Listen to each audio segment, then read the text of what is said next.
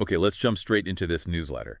It feels like a really good snapshot of what's buzzing right now. It really does. A mix of high-level stuff and, very practical things for people on the ground. Yeah, exactly. So first up, this visit from Dr. Nigel Clark from the IMF.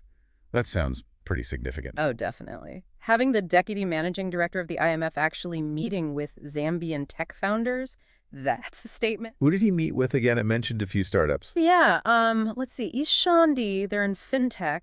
Dunia Healthcare, obviously health tech. And Colosso app, that's ed tech. Quite a range. It shows the diversity, right? And his observation about the energy of young persons driving change, that really stood out. Yeah, that quote was powerful. But he also linked it back to the economy, didn't he? He did. He stressed how important, like, a stable macroeconomic environment is for these startups to actually scale up. Makes sense. You need that solid foundation.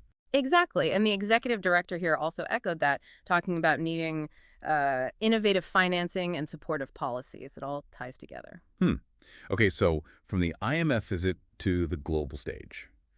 Simunza Muyangana in Kyoto. Yes, representing Zambia's National Advisory Board for Impact Investment, MEII, at the GSG Leadership Summit. GSG, that's the Global Steering Group for Impact Investment. That's the one, a major global platform. And the fact that Impact Investment Japan sponsored the trip, Yeah. well, that signals real international interest in what's happening in Africa. And there's a bigger partnership there too, right, with Japan's Ministry of Foreign Affairs. Correct. A strategic partnership between GSG Impact and the ministry to mobilize capital for impact investment across 6 African nations. Zambia is one of them, focusing specifically on SMEs. Okay, interesting. Lots of global connection points. Now, something happening literally today, May 12th, Ah, yes, the AI and Education Summit at Mulumbushi University. with our CEO, Lukonga Lindana, speaking. Yeah, that's a really timely event, especially co-hosted with UNESCO AK, their Higher Education Innovation Center. What's the panel topic? Generative AI's impact on education. So looking at the opportunities, the challenges and the ethics of it all, it's a critical conversation right now. Definitely. Okay, let's switch gears slightly. Something very practical, this masterclass on digital marketing. Oh yeah, the Digital Marketing for Global Reach one at the AFCFTA Secretariat Forum. That seems super relevant for entrepreneurs wanting to expand. Absolutely essential. If you want to leverage the AFCFTA, the African Continental Free Trade Area, you have to be visible online. Harry Magango's quote was stark. If you can't be found online, you don't exist. It really is that simple now. So the class covers things like data-driven campaigns, SEO, search engine optimization, SEM, which is search engine marketing, social media, the whole toolkit. Crucial skills. Yeah. Okay, so let's talk opportunities. There are quite a few listed.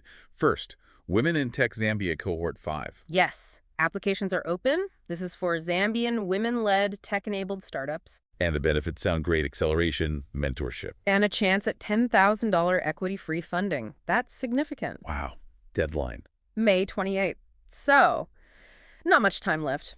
People should check out the info session replay or the website womenintech.co.zm. It's backed by Standard Chartered Foundation and Village Capital, too. Good to know. What else? The Founder's Guide to Fundraising series. Right. The replay for the first session, to raise or not to raise, is available. Super important topic for any fintech. Understanding what investors actually look for, yeah? Exactly.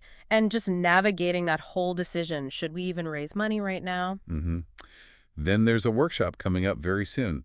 BongoHive and Deloitte. Yep, May 15th, a hybrid workshop on funding, planning, financial education, really practical stuff. Hybrid meeting online or in person. That's right. You can register online, but need to RSVP if you want to attend in person. Covers all the bases. Okay, 2 more quick ones. The Developer Ecosystem Survey. Yes, launched by the Minister of Technology and Science. It's a joint thing with BongoHive and ICTAZ. And the point is, To get input from developers, tech professionals, basically anyone in the field. The data will help shape policy, training, innovation support. It's a chance for the community to, have their say. makes sense. And finally, the Timbuktu MindTech Accelerator, Ah, yeah, they're announcing the top 10 startups this week. focusing on mining tech. Sustainable mining tech, yeah.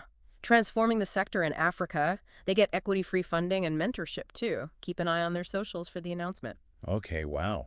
That's a lot packed into one newsletter. It really is. It paints a picture of a really dynamic ecosystem. You've got these big global connections happening. Right, like the IMF and the GSG Summit.